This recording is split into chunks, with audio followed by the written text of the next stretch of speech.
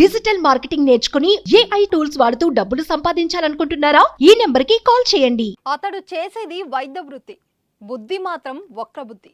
అందమైన భార్య, ముద్దులోలికే ఇద్దరు చిన్నారుడు.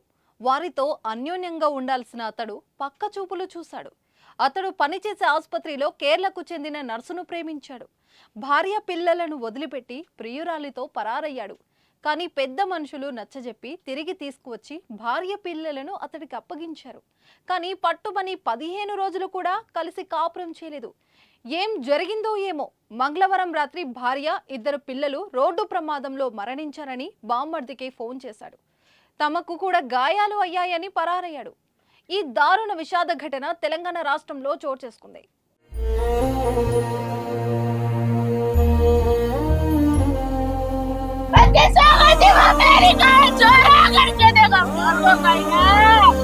కొట్టేవాడును ఇష్టం లేదు, వెళ్ళిపోవాల్సిందే. వాళ్ళ హస్బెండే చంపేశారని మాకు అనుమానం ఉంది.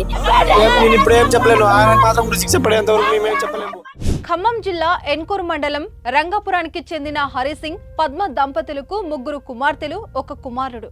అయితే చిన్న కుమార్తె కుమారిని రఘునాథపాలెం మండలం బాబోజీ తండాకు చెందిన ఫిజియోథెరపిస్టు ప్రవీణ్ కిచ్చి వివాహం చేశారు. హైదరాబాద్ లో ఓ ప్రైవేట్ ఆసుపత్రిలో పనిచేసే ప్రవీణ్ కాపురాన్ని హైదరాబాద్ లో పెట్టాడు. వీరికి 4 ఏళ్ల కృషిక, 2 ఏళ్ల తన్షిక సంతానం. 2 ఆడపిల్లలే పుట్టడంతో అసంతృప్తిగా ఉన్న ప్రవీణ్ రెండో బిడ్డ పుట్టిన దగ్గర నుంచి భార్యను వేధించడం ప్రారంభించాడు. హైదరాబాద్ లో సరిగా ఇంటికి రాకుండా నిర్లక్ష్యం చేయడం ప్రారంభించాడు. ప్రవీణ్ పనిచేసే ఆసుపత్రిలో పరిచయమైన కేరళకు చెందిన యువతిని ప్రేమించాడు. ఆమె మైకంలో పడిన అతడు ఆసుపత్రి పని మీద బెంగళూరు వెళ్తానని చెప్పి ప్రియురాలితో కేరళ వెళ్లాడు. ఆలస్యంగా తెలుసుకున్న కుమారి తల్లిదండ్రులు కొంతమంది పెద్ద మనుషులను తీసుకెళ్లి నచ్చజెప్పి తీసుకువచ్చారు. పెద్ద మనుషుల సమక్షంలో కుమారి కాళ్ళపై పడిన ప్రవీణ్ ఇకపై మంచిగానే చూసుకుంటానని మాట ఇచ్చాడు. హైదరాబాద్ లో వద్దు, ఖమ్మంలో జాబ్ చూసుకోమని పెద్ద మనుషులు సూచించడంతో గత 15 రోజులుగా బాబోజీ తండాలో ఉంటున్నారు. ఈ నెల 25వ తేదీన ప్రవీణ్ కుమారి పెళ్లి రోజు ఉండగా కుమారి కేక్ తెప్పించినప్పటికీ ప్రవీణ్ ఇంటికి రాకుండా ఇబ్బంది పెట్టాడు. పిల్లలతోనే కేక్ కట్ చేపించిన కుమారి విషయాన్ని తమ్ముడికి చెప్పింది. బాధపడకక్క, నేను వచ్చి ఇంటికి తీసుకొస్తానులే అని చెప్పాడు తమ్ముడు.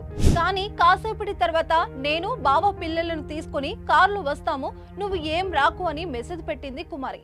మా దగ్గర ఫోన్లు కూడా ఉంచలేదు, మాకేం ఫోన్ చేయలేదు. వాళ్ళ హస్బెండ్ ఉన్నాడు కదా, ఎక్కడో ఉన్నాడంట. ఆయన వచ్చిన తర్వాత ఆయనతో మా చెల్లికి ఏమైందా, వాళ్ళకి ఏమైందో ఆ తర్వాత వాళ్ళతో అడుగుతాం. నీకు తెలియదు, నాకు తెలియదు. వాళ్ళ భర్త ఉన్నాడుగా, వాళ్ళ ఫ్యామిలీ వాళ్ళు ఉన్నారుగా, వాళ్ళు తెలిసిద్ది. మాకైతే ఏం తెలియదు. చంపేశారని అనుమానం ఉంది. వాళ్ళ హస్బెండే చంపేశారని మాకు అనుమానం ఉంది. యాక్సిడెంట్ అని చెప్పి కార్ క్రియేట్ చేశారు. మేము నమ్మట్లేదు. ఆయన వచ్చిన తర్వాత, ఆయన సైన్ చేసిన తర్వాత తెలియదండి, మాకు తెలియదు. ఆయన ఎక్కడ ఉన్నాడో మాకు తెలియదు. మా అత్త వాళ్ళ ఇంటి దగ్గర మేము ఉన్నాం, వాళ్ళ అత్త వాళ్ళ దగ్గర 6 years అండి. మొన్న 26 నుంచి 6 years కలిగింది. పెళ్లి యానివర్సరీ అని చెప్పి కేక్ కటింగ్ అని చెప్పేదో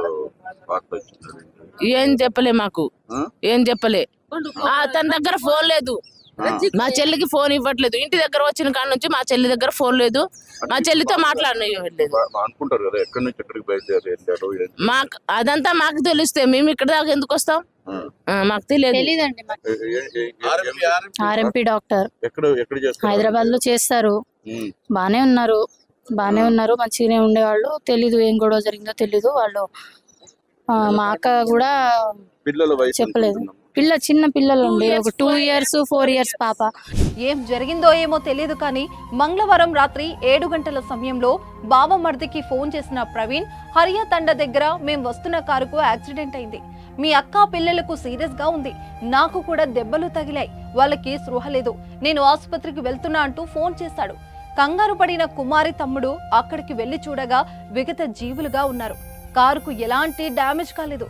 మృతుల ఒంటిపై గాయాలేమీ లేవు. నేను ఇప్పుడు ఏం చెప్పలేను. ఆయన మాత్రం గురించి చెప్పేంత వరకు మేమేం చెప్పలేము. ఇది మాత్రం నిజంగా నీ కళ్ళారా చూసి అన్ని ఆయన కడుపులో మెయిన్ గా 3 suspects. వాళ్ళ 3 వస్తేనే ఏమైనా తెలుస్తుంది, ఆయన 3 వస్తేనే ఏమైనా వస్తుంది. మెయిన్ గా అఖిల్ ప్రతి ఒక్కటి తెలుసు వాడికి. అటు నుంచి ఇటు మొత్తం తారుమారు చేసిందంటే అఖిల్. వాళ్ళ తర్వాత వాళ్ళ మామ ప్లస్ ఇంకా మహిళలని వాళ్ళ పెద్దనాన్న అవుతాడు.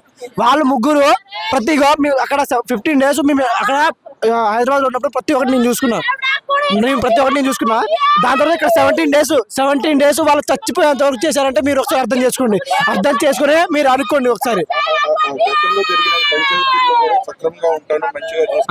అంతా మొత్తం మా కాళ్ళ మీద పడ్డాడు, అక్క కాళ్ళ మీద, నా కాళ్ళ మీద, చిన్నోడే నేను, అక్క నా కాళ్ళ మీద పడ్డాడు, నా కాళ్ళ మీద. సరే మంచిగా అక్కడ అక్క ఒక్కటే ఉంటది హైదరాబాద్ లో, చుట్టుపక్కల మా వాళ్ళు మన వాళ్ళు కాదు, అక్కడ బతకలేదని అందరం మేమే పోయాము. నేనే పోయి అందరిని పోయి చెప్పేసి ఇంటికి తీసుకొచ్చి 17 డేస్ ఇక్కడే ఉన్నారు వాళ్ళు.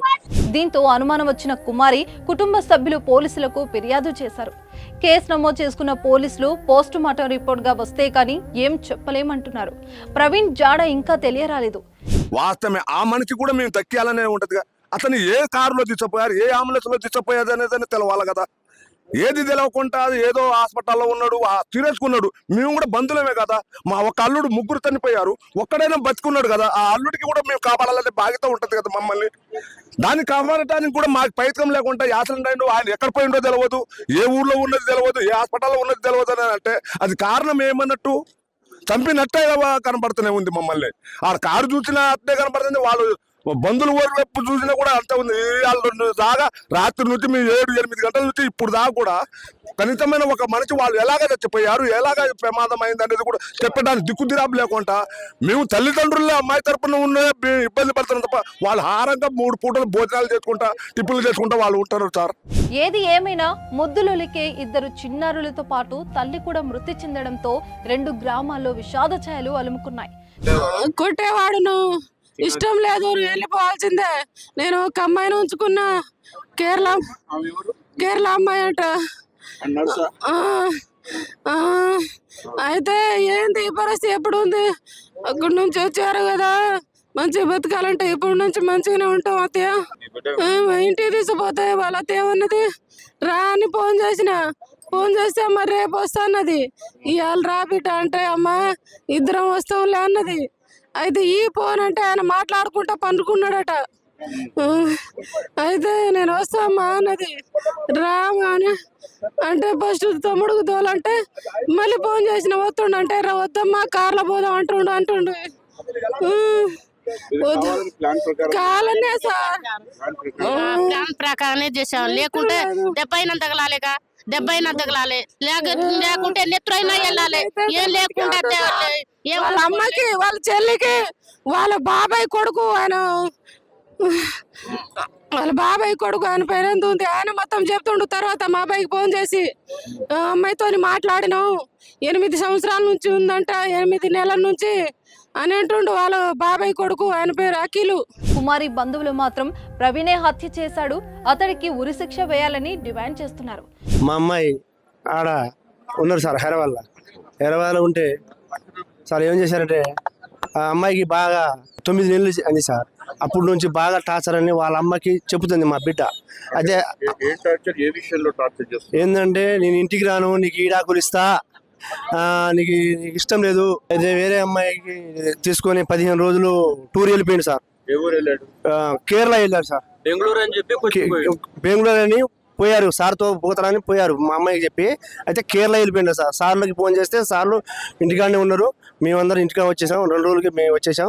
మీ ఆయన ఒక అమ్మాయిని తీసుకొని వెళ్ళిపోయారు, మాకైతే తెలియదు అండి అని మా అమ్మాయి గారికి వేరే పాలు ఇచ్చే అమ్మాయి అడిగితే సార్ మా అమ్మాయి ఏం చేసిందంటే, నాయన నేను తట్టుకోలేక భరించలేకపోతున్నా నాయన, మీరు రావాలంటే మేము పోయినాం సార్. వాళ్ళ తల్లిదండ్రులు, మేము ఇద్దరం, వాళ్ళ మామ, బాబాయ్ కొడుకు, మా అల్లుడు, మేము ఒక 5 వచ్చి ఇంట్లో కూర్చోబెట్టి అడిగినాం. ఏమని చెప్పినామని సార్, నువ్వు ఇక నుంచి మంచిగా ఉండు, ఏదో అది జరిగిందో వదిలిపెట్టు, ఇక నుంచి మంచిగా ఉండు, 2 అమ్మాయిలు ఉన్నారు, మా అమ్మాయికి నీకు ఇచ్చిన మంచిగా చదువుకో అల్లుడు అని నేను చెప్పిన. చూద్దాం పోస్ట్ మార్టం రిపోర్ట్ లో ఏం వస్తుందో, అది ప్రమాదమా లేక పక్కా ప్లానింగ్ మర్డర్సా అని. మేము అమ్మాయి తరపు వచ్చినామండి, కుమారి అనే అమ్మాయి తరపున వచ్చాము. మాది రామ్నగర్ తండా, ఏనుకూరు మండలము. వచ్చేసి రాత్రి అనగా యాక్సిడెంట్ జరిగి చచ్చిపోయినాక ఆ అమ్మాయి చచ్చిపోయిన కుమారి అనే వాళ్ళ మామ ప్రవీణ్ కుమార్ అనే తన తండ్రి గారు ఉన్నారు. కాసేపు చూశారు, ఆ కోడల ఓం మనవరాల అని ఏడ్చినట్టే ఏడ్చిండు. ఆ తర్వాత ఒక్కొక్కరు జారిపోయారు. ప్రవీణ్ అనే వ్యక్తి ఎక్కడున్నాడు, యాక్సిడెంట్ జరిగిన మాట అయితే వాస్తవం అన్నారు. యాక్సిడెంట్ జరిగింది ఓకే, అమ్మాయిని 3 డెడ్ బాడీలని తీసుకొచ్చి శవాల్ని హాస్పిటల్లో అప్పగించారు, గవర్నమెంట్ హాస్పిటల్లో ఖమ్మం. అది ఆ యాక్సిడెంట్ చేసిన కారు డ్రైవరా, ఓనరా లేదా హస్బెండా అనేది కూడా రెస్పాన్స్ లేదు. అతను ఫోటో కూడా ఏది యాక్సిడెంట్ అయినట్టు ఫోటో కూడా అక్కడ లేదు. ఆ తర్వాత చచ్చిపోయినట్టు ఒక అమ్మాయి కాళ్ళు, చచ్చిపోయిన కుమారి తన భార్య కాళ్ళు పట్టుకొని ఏడ్చినట్టు ఒక చిన్న వీడియో కనపడుతుంది. ఆ వీడియోలో కూడా అనుమాస్తంగా ఉంది. ఎలా అంటే ఎవరైనా చిన్నపిల్లలకి ఏదైనా జరిగినప్పుడు మన భార్యకి కానీ పిల్లలకి కానీ బండి కింద పడ్డప్పుడు అయినా కానీ మనం పోయి ఫస్ట్ భార్యను కాదు చూసేది, చిన్న పిల్లల్ని చూస్తారు. ఏ తల్లి అయినా ఏ తండ్రి అయినా చిన్న పిల్లల్ని చూస్తారు. అలాంటి విషయాలు ఏమీ జరగలేదు, చిన్న పిల్లల్ని చూడలేదు, ఏం చూడలేదు. వాడు అనుమానపరంగా ఆ అమ్మాయి కాళ్ళు పట్టుకొని ఏడ్చినట్టు నటిస్తున్నాడు.